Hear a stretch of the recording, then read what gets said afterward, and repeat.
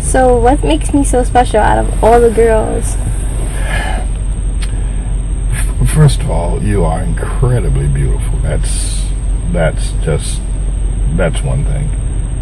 But I think that it's something about the look that's in your eyes. It's the chemistry, and your body looks so beautiful. You got an incredible body. In fact, every time, like on Wednesday night, you came and you had on a sort of a black blouse, I think, and yes. black stockings and a gray or something skirt.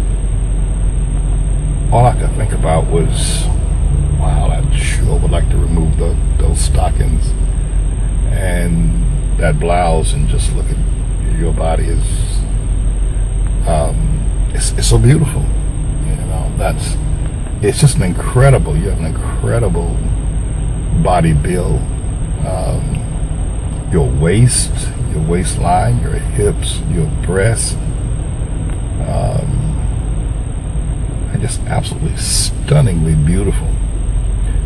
And some things that you wear, and I think it's your clothing as well, which is probably something you may not think about. You just choose clothing based on what you like.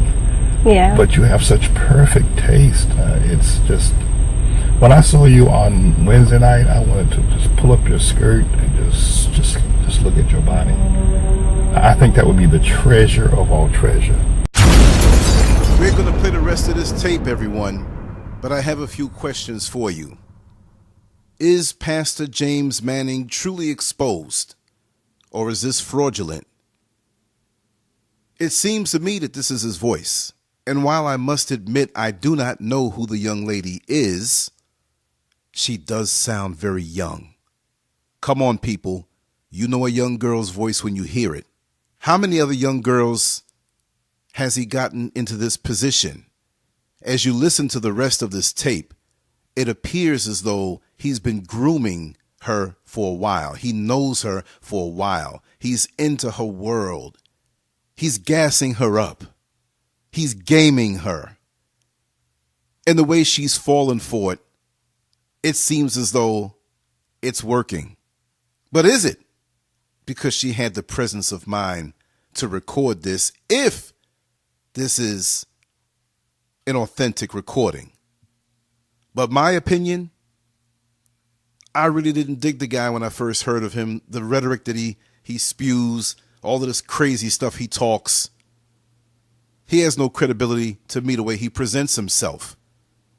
But for him to be 71 years old, and I'm quite sure that you would agree that this young lady has to be under 25 years old. And she sounds a lot younger. I checked out some of the videos on this and writings on this on the internet. And there are people who seem to know the situation. So I'm going to ask you again, and anybody who does know of this, what kind of foolishness is going on in the world? And I know that somebody out here is going to type in the comment section and say, touch not thine anointed. And again, my answer to that is, who in the hell made this man anointed?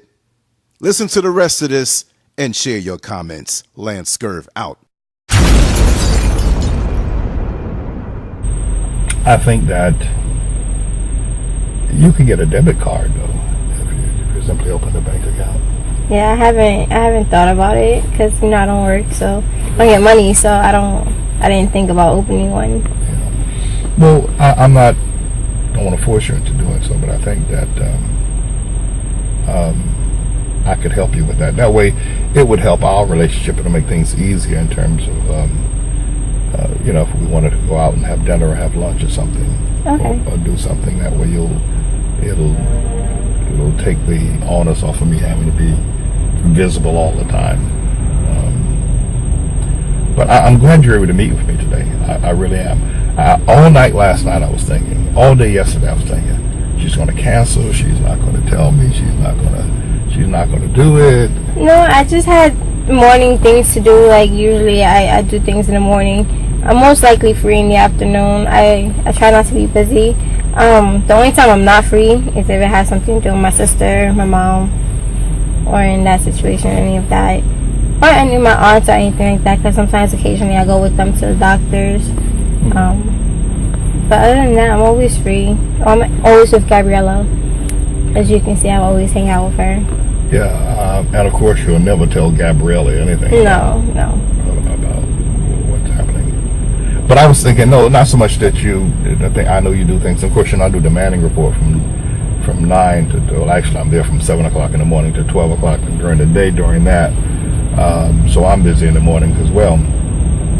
But I was thinking maybe you would get cold feet. You would say, I don't know if I want to. I don't know if I want to make this somewhat quasi, if you will, date that I had planned to have with you. But you didn't, so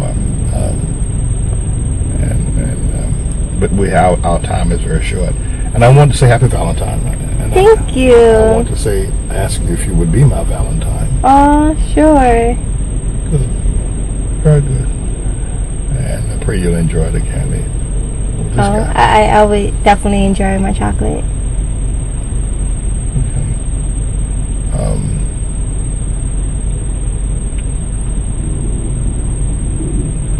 Well, I pray this will be a great Valentine's Day for you. Thank you. I'm supposed to be going out with Gabriella in the evening time. I think we went to watch a movie. Today? Yeah. Really? Yeah.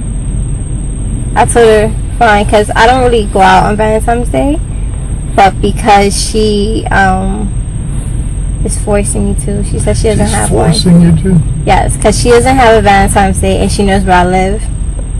So it's either I go willingly or she'll just come to my house and drag me out.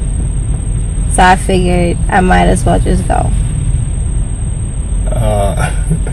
Wait. You're saying she doesn't have a Valentine's Day, or she doesn't have a Valentine's date? Which did you say? Date. Oh, okay. So I'm her date. I'm the girl she'll go hang out with for that day. Oh. Rather than spending it alone or with some guy that's not going to be good for her. So. She doesn't have a boyfriend yet? No. Well, she ought to get herself a boyfriend then, rather than hanging out with you. But I can understand the two of y'all hanging out together. Tell her to get a boyfriend. I thought you were against us gay boyfriends. I plan to be spending a lot of time with you, especially when the summertime comes. There's so many things that I tell you, I keep thinking about you all the time. Is that right? Yes. So my thoughts are, well, when the summertime comes, we're going to, Tamar and I want to do this, we're going to do that, we're going to do, yeah. So what makes me so special out of all the girls? First of all, you are incredibly beautiful. That's one thing. But I think that it's something about the look that's in your eyes. It's the chemistry, and your body looks so beautiful. You got an incredible body. In fact, every time, like on Wednesday night you came and you had on a sort of a black blouse, I think, and yes, black stockings and a gray or something skirt. All I could think about was, wow, I sure would like to remove those stockings and that blouse and just look at your body. It's so beautiful. It's just you have an incredible body build. Your waistline, your hips, your breasts, are just absolutely stunningly beautiful. You could be a model, or an actor. In fact, I used to think about you as, and sometimes when I see you with certain garments on, I think about you being in some Egyptian movie. The other thing, you look very Egyptian as well. I get that a lot. Do you really? Yes, I do. Everyone asks me, "Are you Indian or like Egyptian?" Yeah, you do. You look that way. You look very Egyptian or from East India. and some things that you wear, and I think it's your clothing as well, which is probably something you may not think about. You just choose clothing based on what you like. Yeah. But you have such perfect taste. It's just, when I saw you on Wednesday night, I wanted to just pull up your skirt and just look at your body. I think that would be the treasure of all treasure to be able to do that. Who else has told you that you look very Egyptian? Just people, class? Everyone in church. Really? Yeah. They say I look Indian. I know most of the boys be like, Tamar, I think you're like half Indian, but you're lying to us, but it's okay. I'm just like, I'm not, but if you say I am. Well, and so I mean that's fascinating, and when I think about what the other thing is that I suppose you'll either know or you'll find out. It's when someone is very special and you believe that the Lord has, or you can call it fate if you want, has provided that person for you. You can't resist them, you know. Yeah. You can't. You cannot resist that person that comes into your life, and it isn't always beauty. It's not that. It's just that person does something special to you. It's like it's you know, a lot of people use the term soulmate. I don't use that term. I mean, if someone wants to use it, I wouldn't argue with it. Yeah, I don't agree with the term soulmate. But what it does say, and I think what people are trying to say, is that there's some people that are just meant for each other, you know. And I think that's what happened with you as well.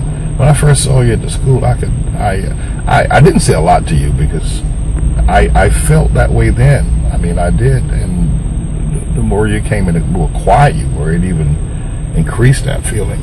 But it's that.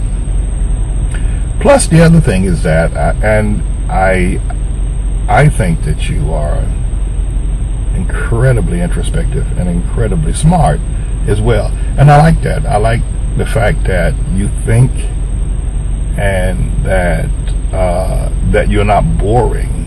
I try not to be. I think boring people are lame. Yeah, you know, there's one thing to be, and a lot of beautiful people, but they're boring. Their minds are like a block of ice, you know? Yeah. They make no contributions. They have nothing to say. And the things that they say and think about are just very small. Or childish. Yeah, absolutely. Which is the other thing as well. When I hear you talk about cooking and I hear you talking about taking care of your family, you talk more like a 30-year-old woman than you do an 18-year-old girl. Your sense of responsibility. And I was thinking, you know, you hang out with Gabriella. She does not seem nearly as responsible as you, you know. She doesn't. Well, I mean, she is responsible. She does take really good care of Mariah, and she does cook for Mariah and everything like that. Yeah, she does. But she doesn't. Me and her, I just try to rub off on her. Like, I try to give her that sense of maturity and tell her, you know, she should be more there. Like, she should mature herself. Like, she needs to go to college, and she is going to start college soon. I told her, you need to get on your work. Don't stop doing your work to go hang out. Don't party. Just stay focused on your studies, and that's the best you can do until you get out. And especially since she wants to be a nurse, you know. You know, well, maybe she is. Maybe you can talk to her. Maybe she will become more responsible. But I think she will be. I think her maturity level is there. She just needs to. Mature stuff. And maybe you don't recognize your maturity level. You are truly a woman. I think the other thing is that I just feel so naturally drawn to you. I can't wait to hold you and look at you. But I think the other thing is that your sense of maturity, because if you had Gabriella's personality, and I'm not against Gabriella, by the way, don't misunderstand me. No, okay. If you had her personality, I would not say hello to you. Because I would not think that you were mature enough to talk with me. I wouldn't. Yeah. And maybe you know her better than I do. You know, maybe. Yeah, I think it's more of you if you sit down, and I think most people are intimidated by you. All right, okay, let's get started with our number one story here today. Is that YouTube? Here it is, number one. YouTube gave us several strikes, and they say that if you get 3 strikes within 3 months, you are permanently banned from ever using their facility again. Well, let me say something to you. My first response to YouTube was go to hell. I'll have another response as well. But, a response perhaps they can probably get their teeth into. But yeah, I have been permanently banned from ever again using YouTube. Now, I'm going to read my response to that in just a second, and then we're going to talk about what we're going to do about it going forward. My response was this. My response to YouTube was, we bitterly protest your biased termination of our Outlaw channel with more than 200 million collateral views on your site. We pray that you will allow Bible believers and the same free speech you give rappers and white races. Your strike and termination policies are most undemocratic and comparable to Nazi power plays, I wrote. YouTube is not long for the internet if they continue their racist, atheist, totalitarian governing. Having said that, we ask for the release of all our intellectual property. We have more than 10 years of videos invested in your organization. Simply allow without delay. Thank you, Pastor Manny. And that was my response. I don't want to go back to YouTube. But I can tell you this, there's a whole lot of people on there, rappers, and a lot of other people that are on there that are white racists, white supremacists. Alex Jones is on there, you know, and they don't kick them off. But why me? The reason why white supremacists and racists can stay on YouTube is because the sodomites don't really care anything about the white supremacists. They know they're a small, insignificant group. Ain't got no. They don't have any power. Why is Alex Jones still on there? Why are the other? The reason why they're still on there is because they have no significant threat of Satan. They have no significant threat to the most atrocious act in humanity going on at present, and that is sodomy. And that's why I'm off and the others are not kicked off. It's as simple as that. Now, there is some racism involved in it because there are some Japheth or white preachers that are preaching against sodomy, and they're still on there. But my friends, I take this as a feather in our cap. I take this as a sign of honor. I want to thank YouTube for recognizing that we are powerful, that they're unable to have our voice of freedom, and they're unable to give to us our constitutional right of free speech, because what we speak will destroy sodomy, sodomites, and racists. And praise God, I'm glad to be gone. No, I don't want to go back. No, I don't want to go back. Don't write them. Don't protest. No, we don't need YouTube. What the hell we need them for? What they have said to me when they've allowed other people like Alex Jones, they've allowed these white preachers, they've allowed these racists, they've allowed these white supremacists, they've allowed the rappers to stay on when they put me off. Right? What they're saying to me, and I'll say it again in case you didn't hear it the first time I drove up, what they're saying to me is that what we say is threatening to their sodomite, to their racist, to their atheistic well-being. And they can't allow a voice like mine to get out. Well, look out, YouTube. Let me tell you to this. Most of media have stopped publishing me. I used to be on the Young Turks all the time. They don't want to hear nothing from me. Howard Stern used to call me every day. I ain't heard a word, nothing. Silence, crickets. No, nobody wants my voice out there anymore. Why? Because I got truth in my mouth. I got a word in my mouth. And it's unsettling. The word that's in my mouth can bring down the walls of Jericho. And that's why they took us off of YouTube, but they can't shut my mouth. We're just going to open up our own channel, and hallelujah, and boom, shakalaka goes right there. YouTube, go to hell and take your mama with you. I'm James David Manning, everybody. I'm the Lord's servant.